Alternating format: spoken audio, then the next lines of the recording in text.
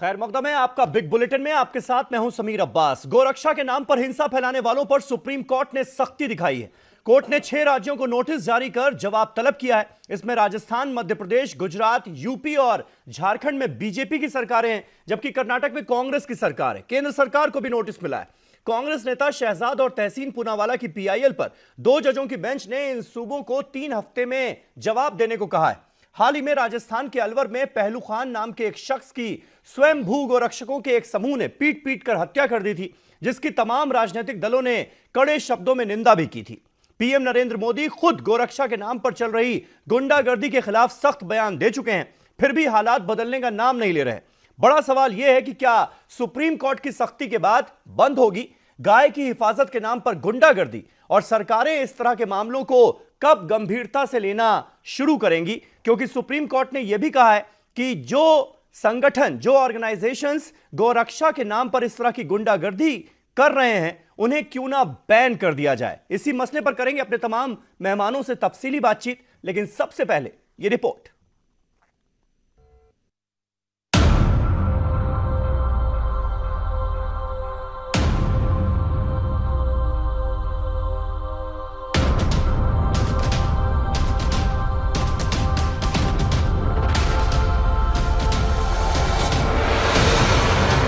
गाय बचाने के लिए जानवर बनना जरूरी।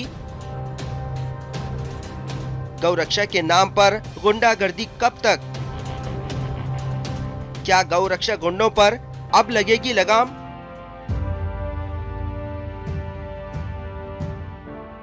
मुल्क में गौरक्षा के नाम पर दहशत का खेल खेला जा रहा है। मुल्क की मुख्तलिफ रियासतों में गौरक्षक दल के गुंडे गौरक्षा के नाम पर इंसानी जानों के प्यासे बन गए हैं, मगर हुकूमत खामोश तमाशाई बनी हुई है। गुजरात के उन्नाव का मामला हो या राजस्थान के अलवर का, इंसान के साथ तालिबान जैसी दरिंदगी का खेल खेलने वालों के साथ अब तक क्या कार्रवाई की गई, ये सब वो सवाल हैं जो जवाब के मुंतजिर हैं। अलवर में हुई दरिंदगी मामले में सुप्रीम कोर्ट ने मरकज व रियासती हुकूमत को नोटिस जारी करते हुए 3 हफ्तों में जवाब मांगा है। वाज़े रहे कि गौरक्षा के नाम पर गुंडागर्दी के खिलाफ कांग्रेस लीडर शहजाद पूनावाला और तहसीन पूनावाला ने सुप्रीम कोर्ट में अर्जी दाखिल की है। जैसे गुजरात में आईडी कार्ड मिलता है, भत्ता मिलता है गौरक्षकों को, हरियाणा राजस्थान में कानूनी संरक्षण मिलता है, और जो बच्ची कुची कसर होती है वो राजनेता जैसे नकवी जैसे लोग और गुलाबचंद कटारिया जैसे लोग राजनीतिक संरक्षण देते हैं इन लोगों को। तो कानून की खिलाफ वर्जी करने के लिए जो संरक्षण देते, इसके खिलाफ हमने मांग की थी और इसी को तवज्जो देते हुए नोटिस जारी हुई है।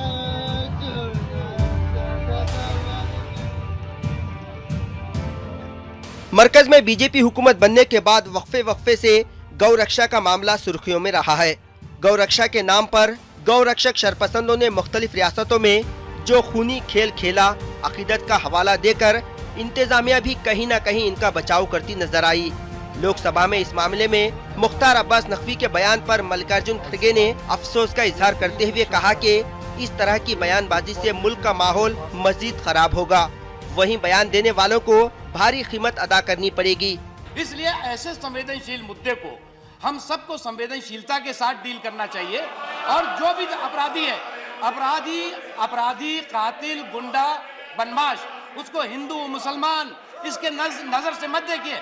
अपराधी है, जो हिंसा कर रहा है वो हिंसा है, और हिंसा और अपराध को हिंदू मुसलमान सिख ईसाई की नजर से देखेंगे तो निश्चित तौर से इसका मैसेज ठीक नहीं जाएगा। जो नकवी साहब ने बयान दिया राज्यसभा में, ये यही दर्शाता है कि कोई इन्फॉर्मेशन इनके पास नहीं रहता, और कोई इन्फॉर्मेशन ये लोग लेके सदन को नहीं बताते, इसीलिए देश में ऐसी गड़बड़ी हो रही है। और वो तो फार्म वर्कर्स थे, डायरी फार्मर्स थे। ऐसे लोगों को अगर आप पकड़ के मारते गए तो क्या ये प्रोफेशन इस देश में क्या जाति पे चलता है, क्या नाम पे चलता है? किसी का नाम अगर मोहम्मद है वो किसान नहीं हो सकता, किसी का नाम अगर पहलू खान है तो वो डायरी फार्मिंग नहीं कर सकता। ये क्या है, अजीब बात है। और ये देश में माहौल को खराब करने में जो लगे हुए हैं, इसका बहुत बड़ा प्राइस उनको देना पड़ेगा, आज नहीं कल। अकीदत के नाम पर बहाए जा रहे इंसानी खून पर अरबाब व इख्तिदार खामोश हैं। अब सवाल ये है कि जज्बात में कानून हाथ में लेना कितना सही है? क्या इससे मुल्क में एक बड़े इंतशार के बढ़ने का खतरा लाहक नहीं है? ये सब वो सवाल हैं जो जवाब के मुंतजिर हैं। Bureau report, PTV news.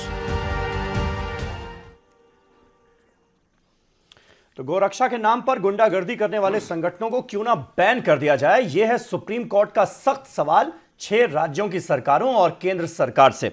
हमारे साथ तमाम खास मेहमान जुड़ चुके हैं। हमारे साथ अभय दुबे साहब मौजूद हैं, जो कि नेशनल स्पोक्स पर्सन है कांग्रेस पार्टी के। सुदेश वर्मा साहब, spokes person, national spokes person Bharatiya Janata party के, हमारे साथ मौजूद हैं। मोहम्मद अब्बास साहब, समाजवादी पार्टी के प्रवक्ता, लखनऊ से हमारे साथ इस बहस का हिस्सा हैं। विजय शंकर तिवारी साहब, जो कि नेशनल स्पोक्स पर्सन है विश्व हिंदू परिषद के, वो हमारे साथ इस डिबेट का हिस्सा है, स्टूडियो में मौजूद हैं। आशु मोंगिया साहब, जो कि नेशनल प्रेसिडेंट है राष्ट्रीय गौरक्षा सेना के, वो हमारे साथ इस स्टूडियो में मौजूद हैं। और मुंबई का भी हम रुख करेंगे, मुफ्ती मंजूर जियाई साहब वहां से हमारे साथ मौजूद हैं। सुदेश वर्मा साहब, पहला सवाल आपसे, सुप्रीम कोर्ट के इस नोटिस को कितनी गंभीरता से आप लेते हैं? क्योंकि जिन 6 राज्यों को नोटिस गया है उसमें से 5 राज्यों में बीजेपी की सरकार है और केंद्र सरकार को भी नोटिस जारी हुआ है। और सवाल एक पूछा गया है, सवाल यह है कि गौरक्षा के नाम पर जो संगठन गुंडागर्दी कर रहे हैं उन्हें क्यों ना बैन कर दिया जाए? क्या इस बारे में सोचेगी सरकार?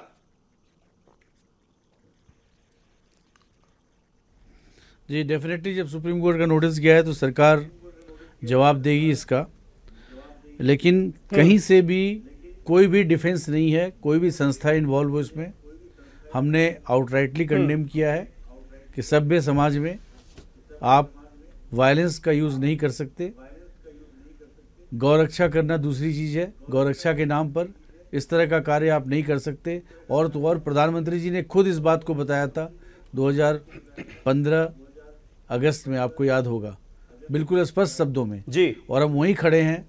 और हर व्यक्ति जो इसको वायलेट कर रहा है, हम नहीं मानेंगे कि वो कहीं से भी राष्ट्र का भला कर रहा है। लेकिन इतना कह देने के बाद इतना ज़रूर है कि राज्य सरकार को काम करने दें। इन्वेस्टिगेशन हो रहा है, कुछ लोगों का अरेस्ट भी हुआ है और सरकार पर भरोसा रखें, सरकार के तंत्र पर, कि जो गलती किए होंगे उन्हें सजा दिलाई जाएगी। इसको हम सुदेश जी, लेकिन यहां पर एक मसला ये खड़ा हो रहा है, या ये कह लें विपक्ष ऐसा आरोप लगा रहा है कि जहां जहां बीजेपी की सरकारें हैं वहां पर ऐसे संगठनों के हौसले और ज्यादा बुलंद हैं, इसलिए वहां पर ज्यादा ऐसी घटनाएं सामने आ रही हैं। यहां पर भी जो याचिकाकर्ता हैं शहजाद और तहसीन पूनावाला, उन्होंने भी ये आरोप लगाया है। देखिए, तहसीन पूनावाला जी, शहजाद पूनावाला जी ने जो किया, मैं सुना उनका बात तब तक ठीक लगा जब तक उन्होंने उसको राजनीतिक रंग देने का प्रयास नहीं किया। मैं मल्लिकार्जुन खड़गे जी की बात कर रहा था, उन्होंने तो यहाँ तक कह दिया कि क्या किसी कम्युनिटी को ये अधिकार नहीं है। कम्युनिटी की बात कहाँ से हुई?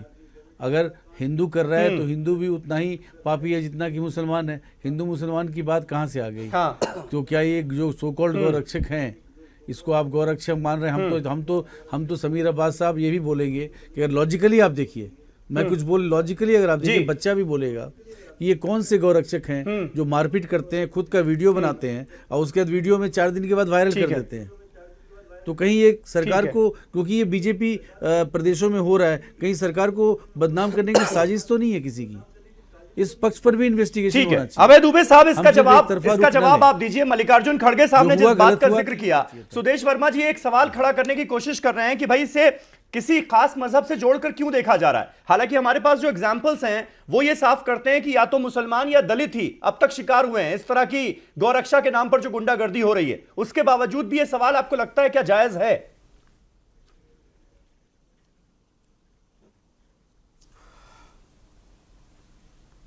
देखिए समीर अब्बास साहब, ये जो तथाकथित गोरक्षक हैं जो भारतीय जनता पार्टी शासित राज्यों के में जिस प्रकार की अराजकता में पुष्पित और पल्लवित हो रहे हैं, उन्होंने कभी ना विश्व हिंदू परिषद ने, भारतीय जनता पार्टी ने आवाज नहीं उठाई जब इस देश का गृह राज्य मंत्री किरण रिजिजू कहता है कैन समबडी स्टॉप मी, मैं गौ मांस खाता हूं।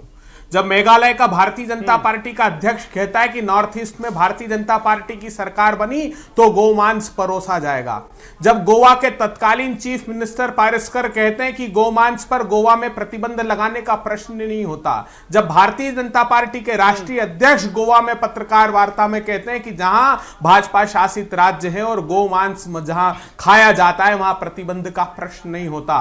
केरला का भारतीय जनता पार्टी का उम्मीदवार कहता है मुझे जिताइए, मैं प्रतिबद्ध हूं अच्छे गोमांस खिलाने के लिए केरला में, तब कोई गोरक्षक, कोई विश्व हिंदू परिषद, कोई भारतीय जनता पार्टी का व्यक्ति स्वर को मुखर नहीं करता। क्यों? देश पूछना चाहता है। मैं जानना चाहता हूं, प्रधानमंत्री जी का जिक्र किया, उन्होंने कहा था 80% गोरक्षक फर्जी हैं, डोजियर बनाइए। कितने डोजियर बन गए?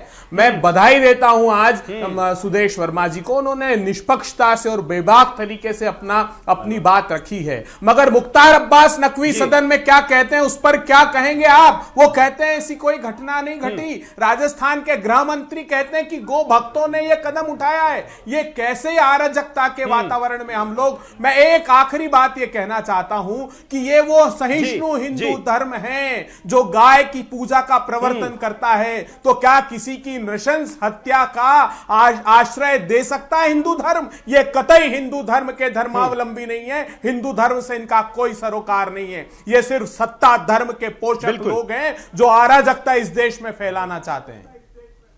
बिल्कुल ठीक बात है, ठीक बात है। आशु मोंगिया साहब कुछ ऐड करना चाह रहे थे आप, और ये जो बात निकलकर सामने आई है कि किसी एक खास मजहब, किसी एक खास तबके से इस हिंसा को जोड़कर देखा जाए, क्या आपको लगता है इसमें कोई लॉजिक है, या फिर इसे सिंपल गोरक्षा के नाम पर गुंडागर्दी माना जाए और जो लोग इसमें शामिल हुए पाए जाते हैं उनके साथ सीधे सीधे अपराधियों जैसा व्यवहार किया जाए? पहले तो मैं अभय जी की एक बात का जवाब दे देता हूं। जो अभय जी कह रहे हैं कि यहाँ पे ये हुआ, वहां पे वो हुआ, वहां पे ये हुआ, हाँ। और किसी ने विरोध नहीं किया। हाँ। अभय जी, आप अपनी नॉलेज को थोड़ा सा बढ़ा लें, क्योंकि उसके अंदर गोरक्षकों ने भी विरोध किया था और संघ ने भी विरोध किया था। आप ये नहीं कह सकते कि संघ ने नहीं किया था। आप गोवा में भी चले जाइए और पहले जमीनी स्तर पर देख लीजिए। हवाई फायर मत करिए बैठ के न्यूज चैनल पे, हाँ। कि आप हवाई फायर कर दो कि शायद कांग्रेस के लोग ताड़ियां बजा देंगे कि अभय जी ने आज वहां जाके बहुत अच्छा कमेंट मार दिया, या ताड़ी बजाई के क्या मैं नहीं आया तो आज अभय जी ने डायलॉग अच्छा बोला।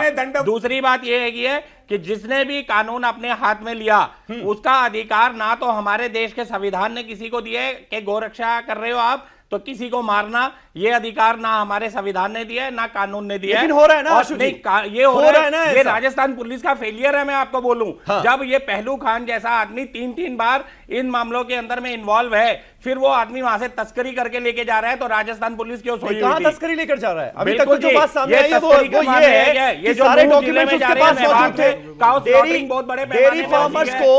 डेयरी फार्मर्स को क्या इस तरह से पीटा जाएगा, हत्या कर दी जाएगी सरेआम? मैं कह रहा हूं सिर्फ शक में की तस्करी कर रहा था वो। गलत है कि मारना गलत है, लेकिन पुलिस प्रशासन वहां पे सोया हुआ था।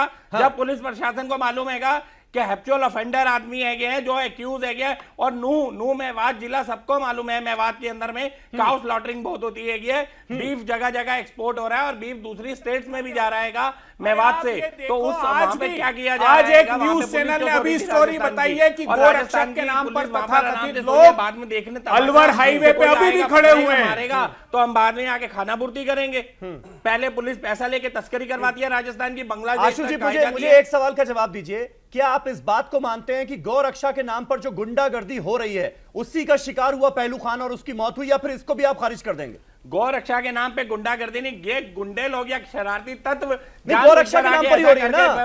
वो अपने आप को गोरक्षक ही तो कह रहे थे। उनको मालूम है इस समय वो अपने आप को खुद गोरक्षक कह रहे थे। आपने वर्करों से ये करवा रहे हैं गोरक्षा को, गोरक्षा आंदोलन को बदनाम करने के लिए सारा काम कांग्रेस वालों का है। शहजाद पुनः मतलब ये तो बहुत अजीब सी बात हो गई कि बीजेपी कह रही है कि सरकार को बदनाम करने की बात करते हो। कौन से गोरक्षक को आप बताओ तो सही। गोरक्षा सेना को नहीं जी, ये गोरक्षा आंदोलन को दबाने की कोशिश की जा रही है कांग्रेस के द्वारा, जैसे 1966 में इंदिरा गांधी ने गोलियां चलवा के करवाया था। ठीक है, मुफ्ती मंजूर जियाई, अरे मोदी जी का आरोप लगा रहे हैं सबका दामन फिर पाक साफ हो गया। एक मिनट अभय जी बीच बीच में ना बोलिए प्लीज, एक मिनट। मुफ्ती मंजूर जियाई साहब, ये तो सबका पाक दामन साफ हो गया, दामन सबका पाक साफ हो गया। सरकार कह रही है कि भाई सरकार को बदनाम करने की कोशिश की जा रही है, बीजेपी का कहना है। गौरक्षा से लोग जो जुड़े हुए हैं वो कह रहे हैं कि गौरक्षा दलों को, गौरक्षा सेना को बदनाम करने की कोशिश हो रही है। मतलब किसी ने जुर्म किया ही नहीं फिर तो। किसी की गलती थी ही नहीं, ऐसे ही मारे गए 10 लोग। बहुत चर्चा सुनते थे पहलू में दिल का, जो चीरा तो एक कतरा खून भी ना निकला।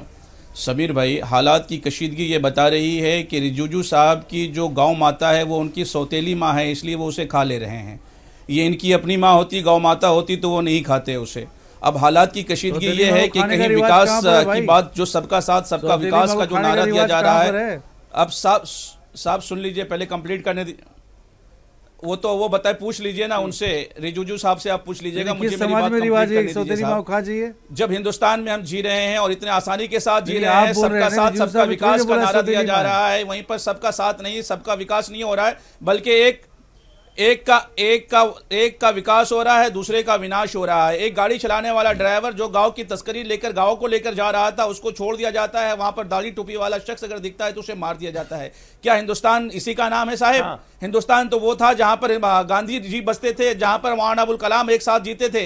अब हालात की कशीदगी ये हमें बता रही है कि हम सबका साथ सबका विकास का नारा लेकर के ये ढोलक पीटने से काम नहीं चलेगा साहब। अब ये प्रैक्टिकली आकर के सामने देखना पड़ेगा कि हिंदुस्तान में मुसलमान और हिंदू एक साथ जी रहे हैं अच्छी तरीके से, खुश असलूबी के साथ या नहीं। हिंदू और मुसलमान जो खुश असलूबी के साथ जीना चाहते थे, यहाँ के हिंदुत्व पार्टियों ने इन दोनों को अलग करके इन दोनों के अंदर में प्राजक्ता फैलाना चाहे, इन दोनों के अंदर में दूरियां बढ़ाना चाहे। एक खाई बन गई हम दोनों भाइयों के बीच में। ये खाई बनाने वाले ये सियासी जमात के लोग हैं जो हिंदुस्तान के हिंदू और मुसलमानों को एक साथ नहीं देखना चाहते हैं। मुसलमान हिंदू भाइयों के धर्म की बिल्कुल उनकी इज्जत करता है, उनके खाने पीने की इज्जत करता है, उनकी माताओं की इज्जत करता है। लेकिन बताएं कि रिजिजू की वो मां है या नहीं है, वो गांव माता रिजिजू की है या नहीं, या फिर नॉर्थ ईस्ट में बसने वालों की है या नहीं। ये बीजेपी के लोग यहाँ पर जायज करार देते हैं, वहां पर नाजायज करार देते हैं। ये भी तो साफ वाज़ेह हो जाना चाहिए। एक मिनट मुफ्ती मंजूर ज़ियाई साहब, एक मिनट। विजय शंकर जी, कल ही एक ऑल इंडिया शिया पर्सनल लॉ बोर्ड यानी मुसलमानों के एक तबके ने कहा कि हिंदुस्तानी मुसलमानों के लिए हराम है गौकशी करना,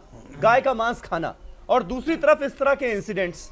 मतलब ये क्या है? कैसे आप भरोसा जगाएंगे? मंजूर जब इस तरह के इंसिडेंट सामने आएंगे तो भरोसा कैसे जगेगा? मंजूर साहब के भाईचारे की बात करता हूँ, कैसी भाईचारे की बात करते हैं। ये अजमेर दरगाह की बात है, और दीवान आबदीन उन्होंने कहा कि हिंदुओं की आस्था है गाय पर, और उनका सम्मान करना चाहिए, सारे मुसलमानों को सम्मान करना चाहिए। उनको उस पद से ही हटा देते हैं। उस पद से हटाने के बाद ये भाईचारे की बात करते हैं। अभी मैं हमारे अभय जी की बात करता हूँ। कर्नाटक में प्रशांत पुजारी को गोरक्षक था, उसकी हत्या कर दी जाती है। उसकी हत्या, अभय जी आपको हत्या नहीं दिखाई पड़ती है। और जो एक तस्कर है और उसकी हत्या होती है, मारपीट होती है, उसकी हत्या आपको हत्या दिखाई पड़ती है। जंगल राज हो गया ना, अगर कोई गाय लेकर जा रहा है उसको आप तस्कर मान लीजिए, वही फैसला होता है, स्पॉट कर दीजिए, हत्या कर दीजिए। आपने कर ही लिया था। आगरा में अभय जी, आगरा में एक गौरक्षक तो इजारादारी हो रहा है, फैसला ऑन द स्पॉट ये हो रहा है साहब। आपके मुंह से एक भी आवाज नहीं निकलती है।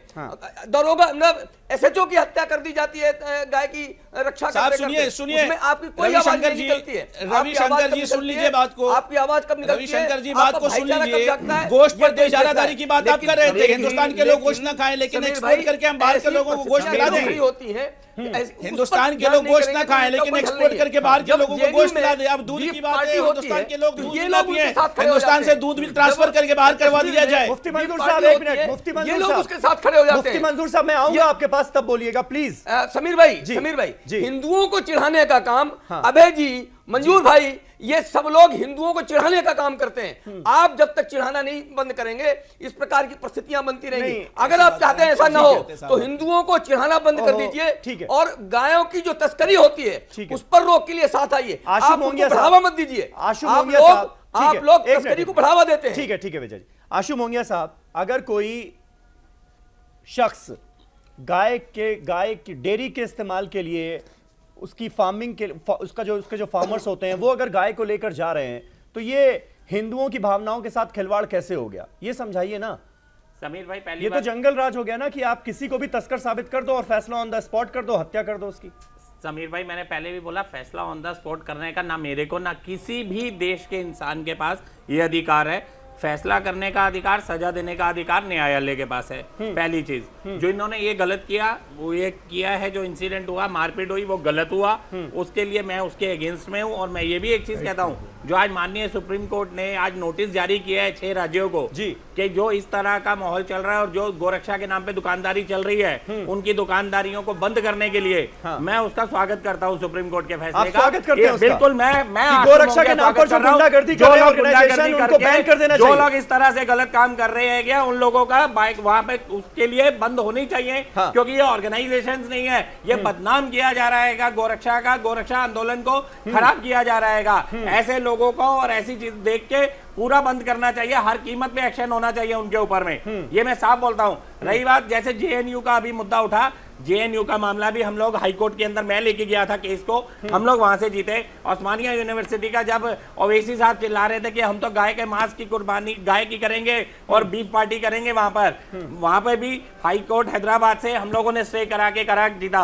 वहां पर बात हुई कल वेस्ट बंगाल के अंदर में क्रिसमस के दिन 25 दिसंबर को बीफ फेस्टिवल मनाने की, वहां पे भी एफआईआर दर्ज करा के मैंने अरेस्ट किया। तो हम लोग लीगली भी चल सकते हैं, गौकशी को लेकर, गौमांस को लेकर अलग अलग स्टेट में अलग अलग कानून है ना। बिल्कुल है ना, तो वहां पर पालन हो रहा है उसका। गोवा में आप नहीं रोक सकते किसी को गोमांस खाने से। गोवा के अंदर बहुत सारे मुकदमे हैं जो हमने दर्ज कराए हैं। आप गोवा के अंदर में गो हत्या नहीं कर सकते। आप कैसे रोक लेंगे? इसके लिए तो सरकार को सेंट्रल कानून बनाना पड़ेगा, कानून बनाना पड़ेगा, स्टेट का सब्जेक्ट है। सुदेश जी, फिर इसके बारे में क्या सोचा जा रहा है अब? क्योंकि तमाम हिंदू संगठन और अब तो तमाम मुस्लिम संगठन भी ये मांग कर चुके हैं कि आप गौकशी के खिलाफ सेंट्रल कानून बनाइए, ताकि ऐसी गुंडागर्दी करने का किसी को मौका ही ना मिले। बिल्कुल। देखिए समीर अब्बास साहब, आप थोड़ा सा मुझे समय दे दीजिए, क्योंकि इस बात पर अभय दुबे जी ने भी प्रश्न उठाया और मुफ्ती साहब ने भी उठाया। देखिए ये कॉन्टेक्चुअल है और बैन का जो डिमांड है ये लोगों से आता है, तो स्टेट बैन करती है, स्टेट सब्जेक्ट है। नॉर्थ ईस्ट में ऐसा डिमांड नहीं आया है, वहाँ के लोग खाते हैं उसको, वहाँ के कल्चरल वैल्यूज में दूसरा कल्चरल वैल्यूज है, जो नॉर्थ इंडियन कल्चरल वैल्यूज है, डिफरेंट कल्चरल वैल्यूज है। गांधी जी ने भी कहा था कि काउ स्लॉटर बैन होना चाहिए पूरे भारत में, तो हम अवेयरनेस क्रिएट करेंगे। अगर मान लीजिए मुस्लिम तबका भी, क्रिश्चियन तबका भी, सारे पार्टी एक हो जाते हैं और बोलते हैं सेंटर को कि ऐसा लॉ बनाओ, तो क्यों नहीं बन सकता है? लेकिन राजनीति करने के लिए नहीं, एक सोल्यूशन निकालने के लिए। और ये भी सोचना पड़ेगा लोगों को कि जिसका इतना बड़ा कंट्रीब्यूशन रहा है कल्चर में, उस जानवर जिसको हम माँ मानते हैं, क्योंकि हम उनका दूध पीते हैं और हम ऐसा मानते हैं अगर आप दूध पी लेते हैं तो फिर आप उसको माँ की संज्ञा देते हैं, और बहुत से फायदे हैं जो आपको गिनवाया गया। तो क्या हम लोग गौवध पर ऐसा कोई डिसीजन ले सकते हैं? ये सबको सोचना पड़ेगा। स्टेट तो अपने डिमांड से लेगी, लोगों का डिमांड आएगा तो स्टेट लेगी, लेकिन अगर सेंट्रल लॉ बनाना है, सारी पार्टियां, सारी कम्युनिटी लीडर्स एग्री कर गए तो क्यों नहीं हो सकता है? नॉर्थ ईस्ट में भी क्रिश्चियन पॉपुलेशन है, वहां भी लोग एग्री कर जाएं, गोवा में भी एग्री कर जाएं, तो क्यों नहीं हो सकता है? अगर सब लोग अपील करें तो ऐसा हो सकता है। ठीक है अभय दुबे साहब, इससे इत्तेफाक रखते हैं आप कि अगर एक सेंट्रल कानून हो जाए तो इस तरह की गुंडागर्दी पर अपने आप लगाम लग जाएगी? क्योंकि अभी क्या है कि हम बात पे बात करते हैं कि गाय जो है वो करोड़ों हिंदुओं के लिए आस्था का विषय है, लेकिन वो यूपी में तो है, लेकिन गोवा में नहीं है, नॉर्थ ईस्ट में नहीं है।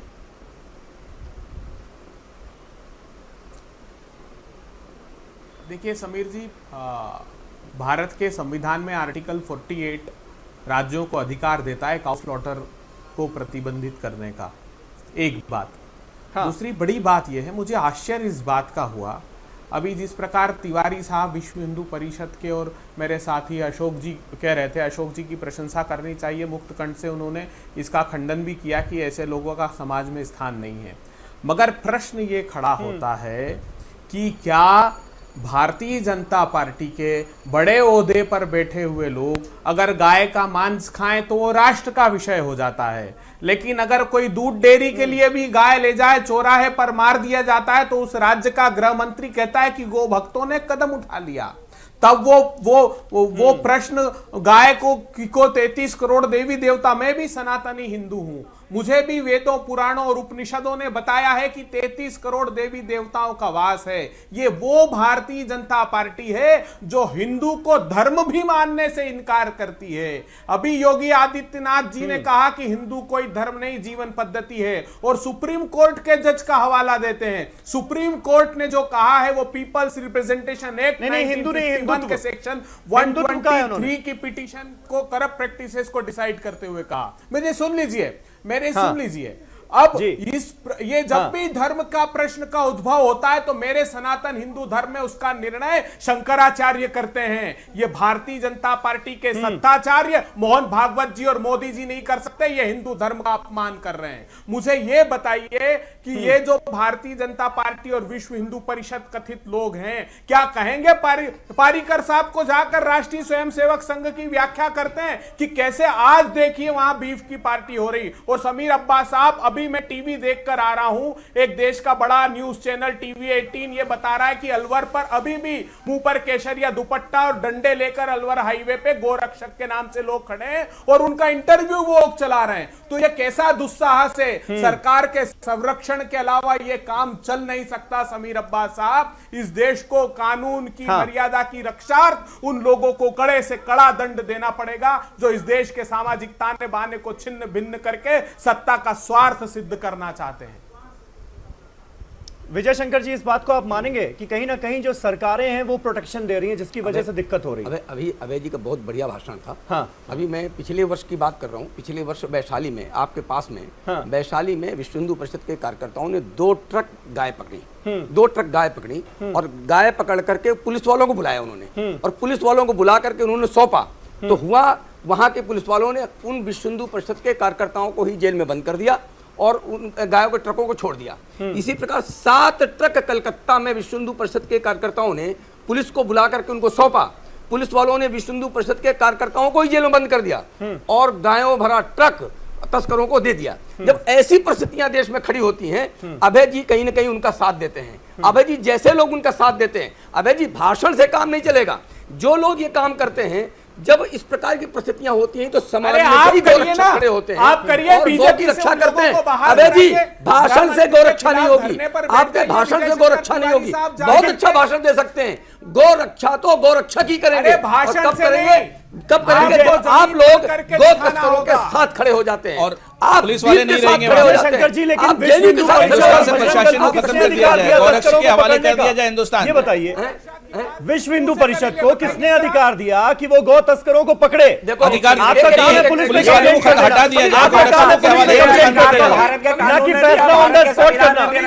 भारत के हर नागरिक को दे रखा है। आप पुलिस को ही तो कॉल करेंगे ना। एक मिनट आप कानून तो अपने हाथ में नहीं लेंगे ना। समीर एक मिनट जी, अगर हम उसको माँ मानते हैं, तो माँ के ऊपर कोई बलात्कार कर रहा हो या माँ को कोई लेके जा रहा हो, तो हम पुलिस वाले की प्रतीक्षा करेंगे कि हमारी माँ को बचाएगा करके। उसकी रक्षा करने के लिए उसका बेटा खड़ा होता है। उसका बेटा खड़ा होकर के जो उस समय, आपको नहीं लगता कि इसी तरह की भावनाएं भड़काकर ऑन ग्राउंड ये सब कुछ हो जाता है?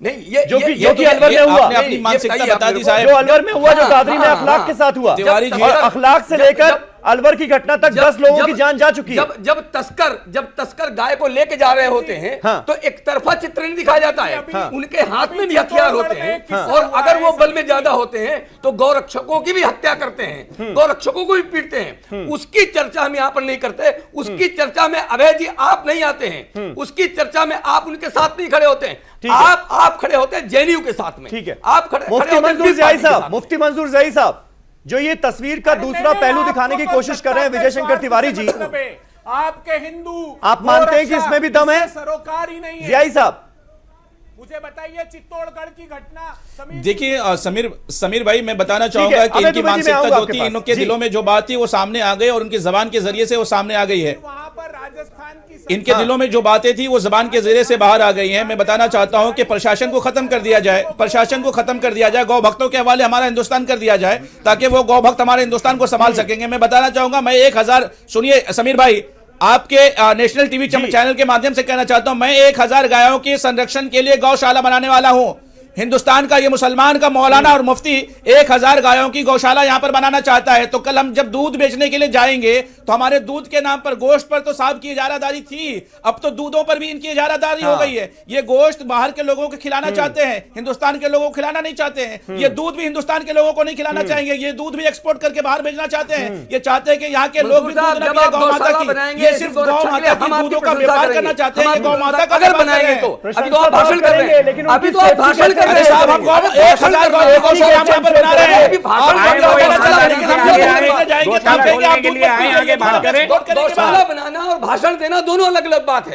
प्रैक्टिकली करके दिखाएं। अभी आपने गौशाला बनाएंगे, जब बनाएंगे तब बातें करके। आशु मौर्य साहब, पहलू खान जो मारा गया है शख्स, वो यही काम तो कर रहा था ना, डेयरी के लिए ही ले जा रहा था ना। पहलू खान उसको तो मार दिया गया, अब आप कैसे सिक्योरिटी इंश्योर करेंगे? मैं पहले भी कह चुका हूं, पहलू खान इंवॉल्व था। और दूसरी बात, जो पहलू खान को मारा गया यही अभय जी और के कार्यकर्ता है। और अभय जी अभी बहुत बड़ा लेक्चर दे रहे थे कि सनातन धर्म को मैं जानता हूं, मेरी मां है। चलिए आप एक चीज बताइए, बीजेपी टोटल गलत है तो क्या आप कांग्रेस की तरफ से सोनिया गांधी, राहुल गांधी की तरफ से पार्लियामेंट में आवाज उठाते हैं केंद्रीय कानून बनाने को, गौ रक्षा के लिए? बोलिए अभय जी, ठीक है, बताइए नेशनल न्यूज़ चैनल पे। इस पर अभय दुबे जी का जवाब लूंगा कि उनकी पार्टी का क्या रुख है। और साथ ही साथ बड़ा सवाल यह भी है कि जो संगठन, जो ऑर्गेनाइजेशन गौ रक्षा के नाम पर गुंडागर्दी कर रहे हैं, क्या उन्हें बैन किए जाने का वक्त आ गया है? जो सुप्रीम कोर्ट ने सवाल पूछा है। एक छोटे से ब्रेक के बाद लगातार बहस जारी है। तमाम खास मेहमान हमारे साथ बने हुए हैं।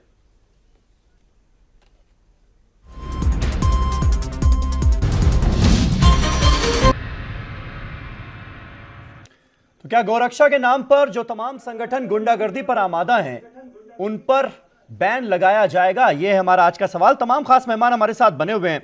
सुदेश वर्मा जी बीजेपी से हमारे साथ मौजूद हैं। सुदेश जी, आपको याद होगा कुछ दिनों पहले जब यूपी में slaughter house, illegal slaughter house बंद किए गए तो बेरोजगारी का सवाल खड़ा हुआ था। उस पर मैंने आपसे सवाल पूछा था, तो आपका जवाब यह था कि भाई जो लोग बेरोजगार हो रहे हैं उनको गोपालन में लगाया जाएगा। सुदेश जी सुन रहे हैं ना आप? आवाज नहीं आ रहा। चलिए, लग रहा है सुदेश जी तक हमारी आवाज अभी नहीं पहुंच पा रही है। मोहम्मद अब्बास साहब बोले ना, आवाज ही नहीं आ रहा।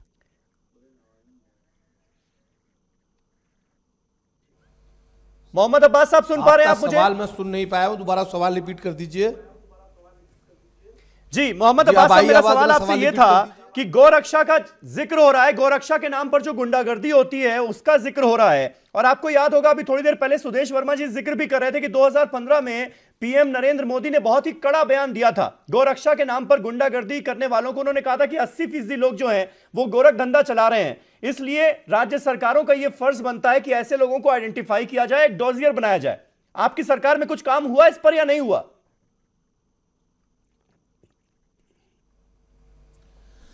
देखिए समीर भाई, हम जिस सरजमीन के रहने वाले हैं वहाँ हमने 5वीं की क्लास में उर्दू पढ़ा है, रब का शुक्र अदा कर मेरे भाई जिसने हमारी गाय बनाई, उस मालिक को क्यों ना पुकारे जिसने पिलाई दूध की धारें। गाय का सम्मान सब करते हैं और इस्लाम मजहब में साफ लिखा है कि गाय का गो जो खाने में अच्छी नहीं होती, गाय का दूध बिल्कुल शिफा का है, गाय का घी शिफा है, इसका खाना अच्छा नहीं। लेकिन बड़ा अजीब मामला है कि इस मुल्क की आर्मी सर्जिकल स्ट्राइक पाकिस्तान में कर देती है, लेकिन इस मुल्क में अफरा तफरी फैलाने वाले लोग, मैं अभय जी की बात से बिल्कुल इत्तेफाक रखता हूं कि गृह राज्य मंत्री हेकली से कहता है पूरे मुल्क के साथ कि मैं बीफ खाता हूं, गोवा में कहते हैं बीफ खाता हूं, नॉर्थ ईस्ट में कहते हैं बीफ खाया जाएगा, केरल में इनका उम्मीदवार कहता है कि मैं अच्छा बीफ दूंगा, गाय मांस दूंगा। बड़े शर्म की बात है। हम बिल्कुल कतई नहीं कहेंगे कि जिस गाय का सम्मान किया जाए उसको कोई तबियत, उसकी कोई अजियत पहुंचाए। अब्बास साहब, मेरे सवाल का जवाब दे दीजिए। आपने सारी बातें कह दी, बंद होना कुछ लोगों की बात दोहरा भी दी पूरे मुल्क में, लेकिन मेरे सवाल का जवाब तो दे दीजिए। इस देश के प्रधानमंत्री ने कहा था तमाम सरकारों को कि आप लोग एक डोजियर बनाएं, गौरक्षा के नाम पर जो लोग गुंडागर्दी कर रहे हैं उनको आइडेंटिफाई किया जाए, कार्रवाई हो उनके खिलाफ। आपकी सरकार जब तक रही आपने सोचा इस बारे में कुछ? देखिए, हमने उत्तर प्रदेश सबसे पहले हमने गौ हत्या पर पूर्ण प्रतिबंध लगा रखा था और हम तमाम इस तरह की घटनाओं पर पाबंदी लगा रहे थे, इसलिए सरकार का अंकुश था तो बहुत हद तक उस पर काबू पाया गया था और जितनी घटनाएं उसके हमने जो डोजर बना के भेजा भी था। लेकिन उत्तर प्रदेश सरकार सक्षम थी। लेकिन पिछले 1 महीने से जब से योगी जी की सरकार आई है, तथाकथित उत्साहित लोग, कहीं भी वो राष्ट्र हित में नहीं है, ना गैया के हित में है, ना राष्ट्र के हित में है, वो अफरा तफरी बचाने वाले लोग इस तरह की कुकृत्य करते हैं और उसकी आड़ में गोरख धंधे करते हैं। मेरठ में ही हमारे गोरक्षक बाकायदा अपने हाथ कमेला चलाता था, पकड़ा गया। मैं बिल्कुल कहूंगा उसका कोई राजनीतिक पार्टी संरक्षण अपने हितों के लिए कर सकती है, लेकिन ऐसे लोग देश के दुश्मन हैं जो अफरा तफरी का माहौल पैदा करके देश में अफरा तफरी मचा रहे हैं। एक वर्ग विशेष को मैंने आपकी बात जिस तरह से दौड़ा दौड़ा कर पीटा जा रहा है, एक सवाल का जवाब दीजिएगा, ये बात बार बार उठती है, क्या वाकई ये मान लिया जाए कि जितने भी गोरक्षक दल हैं, जितनी भी गोरक्षा सेनाएं इस देश में बनी हुई हैं, सबको बीजेपी की तरफ से, वीएचपी की तरफ से, संघ की तरफ से संरक्षण मिला हुआ है क्या? इसलिए जहां जहां बीजेपी की सरकारें बनती हैं हौसले बुलंद हो जाते हैं ऐसी सेनाओं के, ये बात सही है क्या? समीर अब्बास साहब, अगर बीजेपी सपोर्ट कर दे हम लोगों को तो ये मुद्दे यहाँ आएंगे ही नहीं। रही बात केरला की, रही बात बंगाल की, बंगाल तक एक गाय नहीं जाने देंगे अगर बीजेपी ईमानदारी से अगर हमारे साथ खड़ी हो।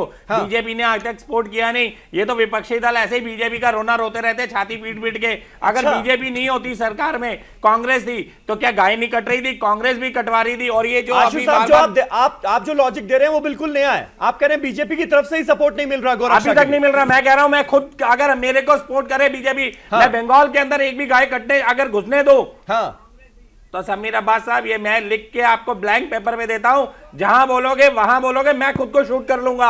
अगर बीजेपी सेंट्रल गवर्नमेंट मुझे सपोर्ट करे, मैं एक गाय बंगाल में नहीं घुसने दूंगा। जहां शाही इमाम नरूर रहमान बरकती ये कह रहे हैं कि आने वाली बकरीद पे 50 लाख गायों की कुर्बानी करके दिखाऊंगा। मैं उस शाही इमाम को तो कुछ नहीं कहता, लेकिन मैं एक गाय बंगाल में नहीं घुसने दूंगा।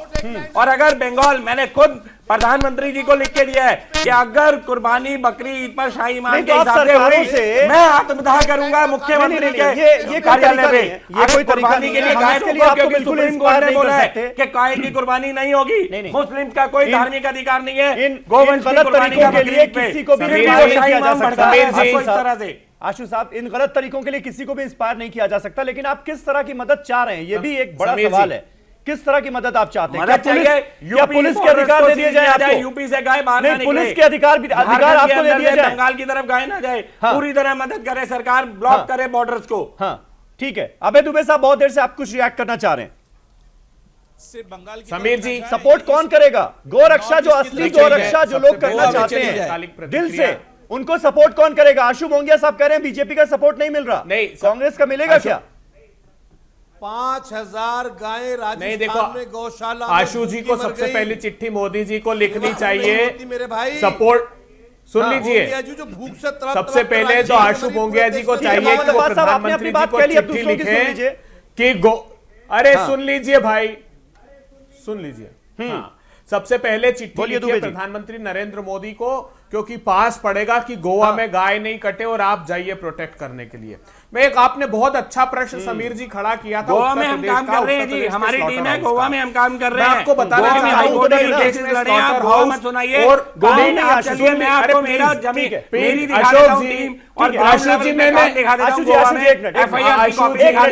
हाईकोर्ट के केस दिखा देता हूँ। ठीक है, सुन तो लीजिए बात उनकी। जी दुबे जी बोलिए। अच्छी बात है, मैं अच्छी बात है, आप सुन लीजिए। देखिए, उत्तर प्रदेश में योगी सरकार ने कहा कि अवैध कत्ल खाने और मांस की दुकान हम लोग बंद करा रहे हैं, और यहां तक आरोप लगाया कि पुरानी सरकारें पैसे बना रही थी इनको लेकर। मैं एक प्रश्न योगी सरकार से पूछना चाहता हूं कि म्युनिसिपल कारपोरेशन एक्ट 1959, ये कॉपी मेरे पास है, जहां कार्रवाई की आपने वाराणसी, लखनऊ, अलीगढ़, आगरा, झांसी, जितनी 10-12 जगह इन्होंने कार्रवाई बताई है, वहां पर बरसों से भारतीय जनता पार्टी के महापौर हैं। क्या एक्शन लिया? क्योंकि सेक्शन 424 से लेकर 423 और 425, 426, 427 ये कहता है कि लाइसेंस देगी म्युनिसिपल कारपोरेशन, कार्रवाई करेगी म्युनिसिपल कारपोरेशन। म्युनिसिपल कारपोरेशन की जिम्मेदारी होगी कि अवैध स्लॉटर हाउस नहीं चले, मांस की दुकान नहीं चले, और सब उन नगर पालिका निगम क्षेत्रों में कार्रवाई हुई है। किसी एक भारतीय जनता पार्टी के महापौर को दंडित किया, उल्टा उप मुख्यमंत्री बना दिया सरकार में आपने, तो किसके खिलाफ कार्रवाई करेंगे फिर आप बताइए। ये बहुत आश्चर्य शर्मा जी, एक सवाल का जवाब आपसे चाहूंगा। डिलीवरेबल जहां जहां पर आपकी सरकारें, खासतौर पर हरियाणा का जिक्र हुआ है, गुजरात का जिक्र हुआ है, राजस्थान का जिक्र हुआ है, कहा यह जा रहा है कि इन जगहों पर, इन सूबों में कहीं ना कहीं एक लीगल प्रोटेक्शन देने की कोशिश की जा रही है इस तरह के गौरक्षा दलों को। कई जगह अलाउंसेस दिए जा रहे हैं उनको, कई जगह आईडी कार्ड्स बांट दिए गए हैं। तो ये तो आप इस तरह की चीजों को करने का अधिकार दे रहे हैं ना, कि वो सड़क पर खड़े हो जाएं, तय करें कि कौन तस्कर है कौन नहीं है, फैसला ऑन द स्पॉट करें। इस पर जवाब चाहूंगा आपसे। समीर अब्बास साहब, देश का कानून यह कहता है जी कि अगर कोई भी कॉग्निजेबल एक्ट कर रहा है तो उसको अरेस्ट कर सकती है जनता, पुलिस का इंतजार करेगी जब तक पुलिस नहीं आती है। जैसे मान लीजिए कोई टेररिस्ट है तो आप उसके खिलाफ एक्शन ले सकते हैं, चोर है उसको पकड़ के पुलिस का इंतजार कर सकते हैं। और अगर गौ हत्या नहीं अलाउड उस जगह में, तो ये कोई भी सिटीजन, देखिए गौरक्षक कोई संस्था जरूरी नहीं है, आप भी गौरक्षक हो सकते हैं, हम भी गौरक्षक हो सकते हैं। सुदेश जी, यही तो फर्क हो जाता है ना, पुलिस को पता है कि कानून क्या है। कॉग्निजेबल ऑफेंस इस हो रहा तरह है, गौरक्षा के नाम पर जो गुंडागर्दी चल रही है, उन गुंडों को तो नहीं पता है ना कि कानून क्या है। अब कौन शख्स डेयरी के इस्तेमाल के लिए गाय को लेकर जा रहा है और कौन उसका कत्ल करने के लिए लेकर जा रहा है, ये फैसला कौन करेगा? ऐसे लोगों को अधिकार दे देंगे क्या? बिल्कुल सही बोल रहे हैं आप, बिल्कुल सही बोल रहे हैं। हाँ। और जो भी जहां भी काउ स्लॉटर, जहां लॉ बन चुका है बैन का, वहां पुलिस का ये कर्तव्य बनता है कि इस चीजों को नहीं होने दिया जाए। तो पुलिस सपोर्ट करेगी, इसके लिए सरकार को आने का जरूरत नहीं है कि बीजेपी सरकार आए, कांग्रेस सरकार भी होगी, चाहे समाजवादी पार्टी की भी सरकार होगी, तो वही लॉ को इम्प्लीमेंट करेगी। और लॉ का जब मिसयूज होता है, जैसे कि विजिलेंटे ग्रुप ने किया, तो मिसयूज होता है तो फिर पुलिस इन्वेस्टिगेशन करेगी, कल्प्रिट को खोजेगी कौन कल्प्रिट है और सजा दिलाएगी। इसी तरह से देश चलता है ना। अगर हम बहुत ज्यादा उत्तेजित हो जाए कि बीजेपी रूल स्टेट में हुआ है, तो आप बताइए, मेरे मोहम्मद अब्बास साहब से भी पूछा था, उन्होंने इसका सीधा जवाब नहीं दिया। समाजवादी पार्टी की सरकार अभी 1 महीने पहले तक यूपी में थी। मैंने सवाल ये पूछा था कि जब प्रधानमंत्री नरेंद्र मोदी खुद इस गुंडागर्दी को लेकर इतना चिंतित हैं और वो सारे स्टेट से कह रहे हैं कि भाई आप एक डॉजियर बनाइए, ऐसे लोगों को चिन्हित किया जाए, आइडेंटिफाई किया जाए, जहां जहां बीजेपी की सरकारें, वहां पर यह काम हुआ क्या? क्योंकि आज कांग्रेस के गुलाम नबी आजाद ये आरोप लगा रहे हैं कि मुंह में राम बगल में छुरी। आप कहते कुछ हैं करते कुछ हैं। कशीदगी ये है कि ओन नगर में नहीं, वो देखिए, ये लोग कुछ भी बोल सकते हैं, समीर अब्बास साहब, ये लोग कुछ भी बोल सकते हैं, लेकिन ये हकीकत है कि कोई भी पुलिस पेटी क्रिमिनल्स और क्रिमिनल्स को आइडेंटिफाई, मैं कंप्लीट कर लूं साहब, मैं आ रहा हूं, इसका जवाब दे दूं। क्रिमिनल्स को आइडेंटिफाई करती है, क्रिमिनल्स को आइडेंटिफाई करती है, पुलिस का काम है। और जहां तक कांग्रेस की बात है, तो आप बताइए, अगर मैं ये प्रस्तुत करता हूं आपके सामने एक सिर्फ डाउट प्रस्तुत कर रहा हूं कि आप ये बताइए, क्या ऐसा संभव है कि कुछ गौरक्षक मारेंगे लोगों को और उसका वीडियो बनाएंगे और उस वीडियो को वायरल कर देंगे जिससे कि वो लॉ के पकड़ में आ जाए? ऐसा लगता नहीं, लॉजिकल नहीं लगता हमें। इसलिए हम बोलते हो सकता है साजिश हो बदनाम करने की, क्योंकि बीजेपी रूल स्टेट में ही क्यों हो रहा है, वहां तो नहीं होना चाहिए, क्योंकि वहां तो पुलिस भी आपके साथ है, पुलिस भी गौर अच्छा करेगी, तो वहां क्यों हो रहा है? तो इन्वेस्टिगेशन को पता लगाने दीजिए। इन्वेस्टिगेशन के बाद इस लाख के केस में भी हुआ, की कोशिश कुछ गुंडों की तरफ से हो सकती है। यहाँ पर जो हुआ ये सिर्फ और सिर्फ गुंडागर्दी थी क्या, और सरकार को बदनाम करने की कोशिश? लॉजिक में कुछ दम है? अगर वो गुंडागर्दी होती तो आज भी गुंडे वहां पर खड़े होते, जो दलितों की पिटाई की गई, और उसमें जब उसका रिसर्च हुआ तो पता चला उसमें कार्यकर्ता कांग्रेस के थे, कांग्रेस के कार्यकर्ता थे। तो एक में पूरी बात होनी चाहिए। और दूसरी बात, अगर अभय जी 1966 में उन संतों का कौन सा दोष था जो केवल प्रोटेस्ट कर रहे थे, गौरक्षक मांग कर रहे थे, कांग्रेस की सरकार थी। और वो जो हमारे संत हैं, जो नहीं, वो तो रिपोर्ट है, वो आप जाके देख लीजिए, पब्लिक को मत भड़काइए, मत समझाइए। मैं आपको बता रहा हूँ, उन संतों की हत्या किसने करवाई थी? कांग्रेस के कार्यकर्ता थे, वो खारिज कर रहे हैं। उन संतों की हत्या किसने करवाई थी? और तीसरी बात, अगर ये इनका गाय से हिंदू धर्म से कोई सरोकार नहीं है, तो ये तो सिर्फ सत्ता की सीढ़ियां नहीं बसती। बिल्कुल, इतने गौ स्लॉटर आपने बना दिए थे कि सारी गाय कट गई होती। आप धन्यवाद करिए उन गौरक्षकों का। सरोकार नहीं है तो फिर उनको आतंकवादी घोषित क्यों नहीं किया जाता है? समीर भाई, क्या हाल है? ठीक है समीर भाई, अगर उनसे हिंदू भाइयों का कोई सरोकार नहीं है तो क्यों नहीं उन ऐसे लोगों को आतंकवादी घोषित किया जाता है? जियाई साहब, मुझे एक सवाल का जवाब दीजिए। कुछ दिनों पहले जब ये स्लॉटर हाउस बंद हुए, इलीगल स्लॉटर हाउस, तो बेरोजगारी का सवाल उठा कि भाई स्लॉटर हाउस से जुड़े हुए जो लोग हैं वो बेरोजगार हो जाएंगे तो करेंगे क्या? तो सुदेश वर्मा साहब मेरे साथ अभी भी बैठे हैं, उस दिन भी डिबेट पर साथ में थे। उन्होंने कहा कि भाई वो गौपालन जो है उसमें रोजगार की पर्याप्त संभावनाएं हैं। आपको लगता है इस वक्त जो माहौल चल रहा है उसमें जो स्लॉटर हाउस बंद होने के बाद जो लोग बेरोजगार हुए हैं वो गौपालन की तरफ आगे बढ़ सकते हैं क्या? देखिए वो बढ़ सकते हैं, लेकिन हालात की कशीदगी ये है कि ये खुद दूध को बढ़ावा देना नहीं चाहते हैं। अगर ये कहते हैं कि स्लॉटर हाउस जो इलीगल थे उसको बंद किया जाए, जो लीगल है, तो क्या लीगल तरीके से किसी की हत्या करना जायज हो जाता है क्या साहब? ये लीगल तरीके से भी किसी की हत्या करना जायज नहीं होती। और बात जहां तक होती है कि भाई वो उनको प्रावधान देंगे, वो उनको गौशाला में काम करने की आश्वासन देंगे, तो गौशाला के लिए ही तो वो दूध के फॉर्म लेकर के वो बंदा जा रहा था जिसको पल्लू खान को मार दिया गया, कि वो भी तो दूध के लिए ले जाया जा रहा था। वो गाय जो ले जा रहा था वो दूध के लिए ले जा रहा था। तो ऐसी कंडीशन को देखते हुए हम कैसे भरोसा करें कि भाई हम दूध के फॉर्म में जाएंगे, जब वहां दूध की पालन होगी, जहां गाय की पालन होगी, गौशाला होगी, वहां पर हम काम करेंगे तो वहां भी हमें मारा जाएगा। समीर भाई, सबसे बड़ा सवाल यह उठता है, जब हिमाचल में मुसलमान मारा जाता है, जब दादरी में अखलाक मारा जाता है, जब झारखंड में 2 मुसलमान बच्चे मारे जाते हैं, वहां पर हमारे प्रधानमंत्री कहीं पर कुछ भी नहीं कहते हैं। मैं निवेदन करूंगा हमारे प्रधानमंत्री से कि यहां पर वो बंदा पल्लू खान मारा गया है, क्या कम से कम उनके लिए तो 2 शब्द कह दे कि भाई ऐसी चीजों को हम बर्दाश्त नहीं करेंगे अगर कोई मुसलमान या हिंदू या कोई गौशाला के नाम पर मारा जा रहा है। अगर ये हिंदू भाइयों को इनसे कोई सरोकार नहीं है, ऐसे आतंकवादियों से जो लोगों को सरेआम कत्ल कर देते हैं और मार देते हैं, तो क्यों नहीं उन्हें आतंकवादी घोषित कर देते हैं? उन्हें आतंकवादी घोषित करके उनके ऊपर 124 और ये दूसरी जो भी धाराएं उनके ऊपर लगती है वो धाराएं लगा करके उनको जेल में डाला जाए।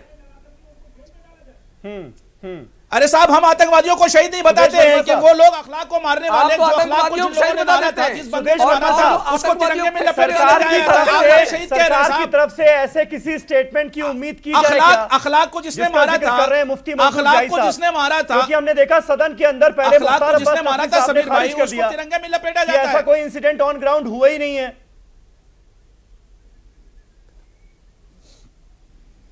देखिए, हमें लगता है कि बड़े अफसोस की बात है कि उन्हें पता ही नहीं होता है। उत्तर प्रदेश में अखलाक का इंसिडेंट होता है मौलाना साहब।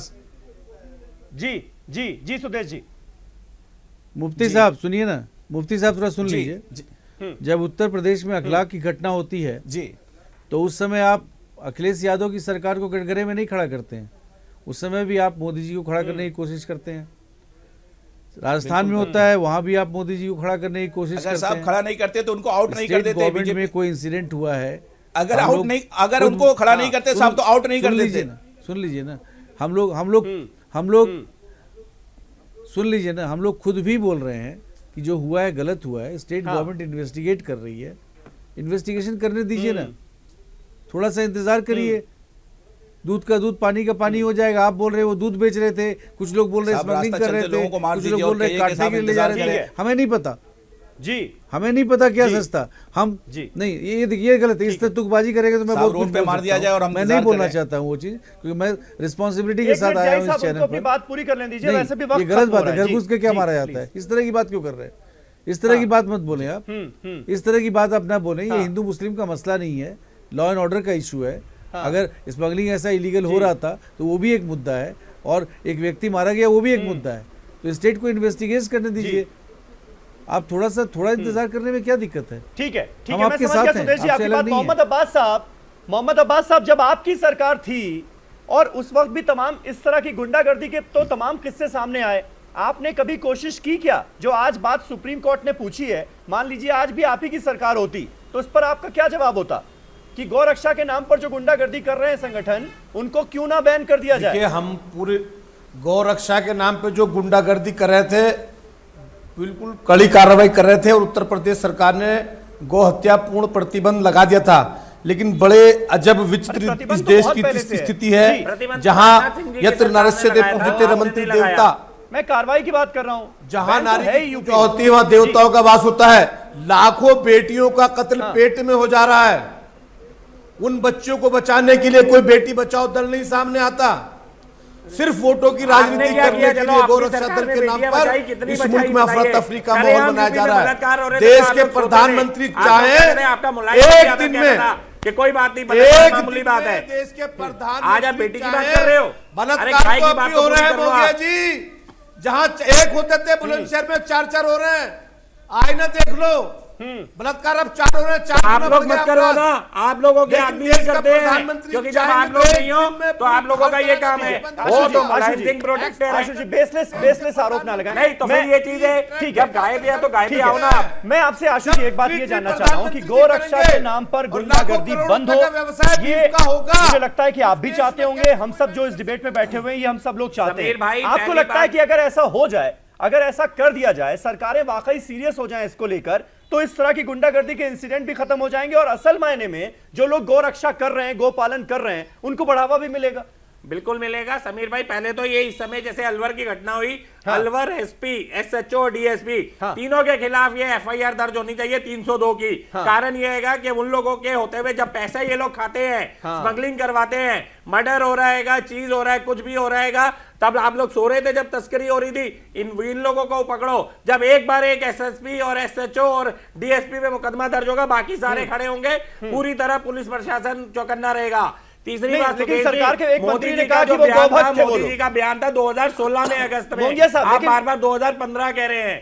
हाँ मोंगिया साहब, लेकिन सरकार का एक मंत्री खड़ा होकर जब ये कहेगा कि ये गोभक्त हैं, तो फिर कैसे अलग किया जाएगा गौरक्षा के नाम पर जो गुंडागर्दी जो लोग कर रहे हैं और एक सही मायने में गोभक्त? समीर भाई, कैसे अलग किया जाएगा दोनों को?